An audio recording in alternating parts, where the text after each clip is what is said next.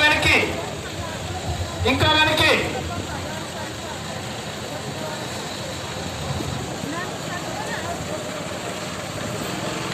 ఇంకా వెనక్కి.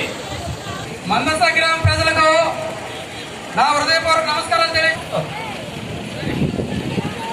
మనందరి ఆశా హలో హలో హలో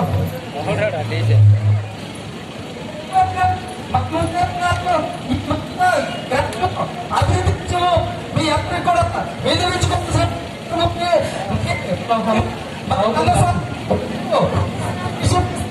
మరి గత 25 సంవత్సరాలుగా మీ యొక్క మందస గ్రామంలో ఎవరు కూడా ఈ రోజు వరకు కూడా అభివృద్ధి చెందలేదు, అభివృద్ధి చేయలేదు.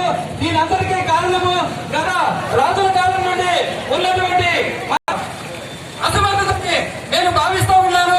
ఇక్కడ ప్రజానీకమంతా కూడా హృదయపూర్వక ధన్యవాదాలు తెలియజేస్తూ నేను విరమించుకుంటున్నాను. మేడం గారు